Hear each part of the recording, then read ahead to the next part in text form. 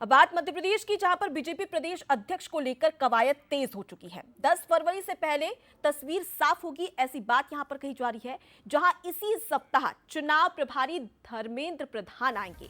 तो आपको बता दें कि प्रधान के दौरे से पहले बड़े नेताओं की बैठक में चर्चा होगी।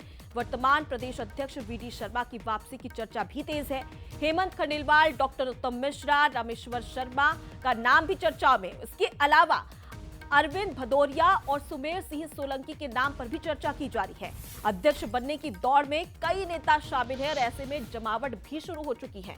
तो देखिए, पिछले दिनों हमने देखा था कि किस प्रकार से मध्य प्रदेश में जिला अध्यक्ष को लेकर यहां पर तैयारियां की जा रही थी। जिला अध्यक्ष को लेकर तस्वीर साफ हो चुकी है, लेकिन अब बारी है प्रदेश अध्यक्ष की। तो दिल्ली चुनाव के बाद ये कहा जा रहा है कि जल्द ही मध्य प्रदेश में कौन होगा नया प्रदेश अध्यक्ष, इसको लेकर स्थिति स्पष्ट हो जाएगी। लेकिन अगर हम प्रदेश अध्यक्ष वीडी शर्मा की बात करें तो देखिए, उनके नेतृत्व में मध्य प्रदेश में लोकसभा चुनाव और विधानसभा चुनाव जीते गए और काफी अच्छी स्थिति मध्य प्रदेश में भारतीय जनता पार्टी की रही। अब ऐसे में कहा जा रहा है कि उन्हें रिपीट भी किया जा सकता है। लेकिन अब इस रेस में कई फेस है, जहां हेमंत खंडेलवाल के साथ ही डॉक्टर नरोत्तम मिश्रा के नाम पर भी चर्चा की जा रही है।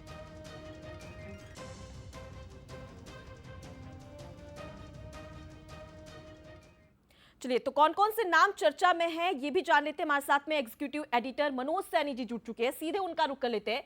मनोज जी, प्रदेश अध्यक्ष की रेस में कौन सा फेस सबसे आगे चल रहा है और क्या जिस प्रकार से हमने देखा विधानसभा चुनाव, लोकसभा चुनाव, ऐसे में कितनी संभावना है कि वीडी शर्मा को रिपीट किया जा सकता है?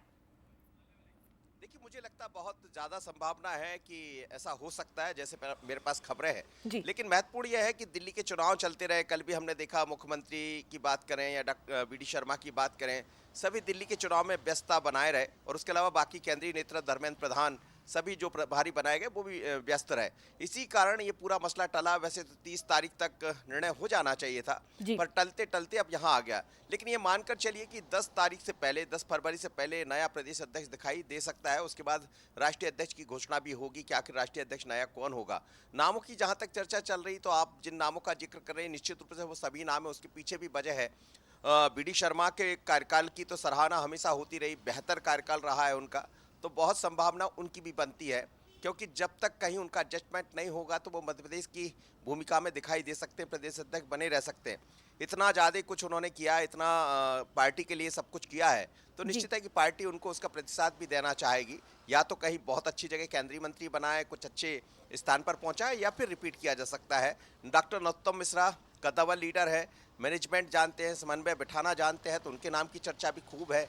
हेमंत खंडेलवाल एक ऐसा ओबीसी का चेहरा है जिनके नाम की चर्चा जो संघ से सीधे जुड़े रहे हैं, वो भी नाम में आ गए। अरविंद भदौरिया के पास संघ और संगठन दोनों का अनुभव है। इसी तरह सुमेर सिंह सोलंकी को देखते हैं तो युवा चेहरा है जनजातीय वर्ग में। लेकिन रामेश्वर शर्मा को भी नजरअंदाज नहीं किया जा सकता, वो भी बड़ी तेज तरह से लॉबिंग कर रहे हैं। लॉबिंग का मतलब ये कि अपने नेताओं के साथ बात करना, जो तमाम मंत्री हैं उनसे बात करना, तो ये सब वो नाम है जिनमें से किसी एक नाम पर मोहर लग सकती है।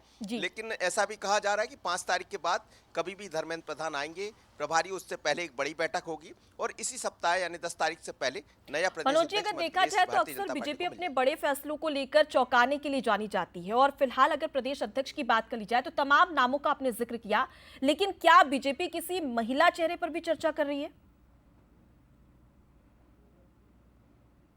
इसका? लेकिन अभी जो खबरें आ रही है कि अब वो पीछे दिखाई कहीं दे रही है, तो महिला चेहरे को मौका मिलेगा, इसकी संभावना कम दिखाई देती अभी की जो स्थितियां हैं, जो मेरे पास खबरें हैं। लेकिन नाम अर्चना चिटनिस का सबसे आगे है, जो विधायक हैं, मंत्री रही है, उनके नाम की चर्चा भी होती रही है। कई और भी महिलाएं हैं, जैसे कृष्णा गौर के नाम की चर्चा भी आ जाती है, लेकिन एक ही वर्ष से आते हैं। चाहे मोहन यादव की बात करें या कृष्णा गौर की, वो भी यादव समाज से आती है, तो फिर ऐसा नहीं होगा। तो मुझे लगता है सामान्य को ही ज्यादा मौका मिलने की संभावना है, या फिर किसी ओबीसी को। जी, तो फिलहाल के लिए बहुत शुक्रिया मनोज जी आपका तमाम जानकारी हम तक पहुंचाने के लिए। और देखना काफी ज्यादा दिलचस्प होगा कि आखिर प्रदेश अध्यक्ष किसे बनाया जाता है।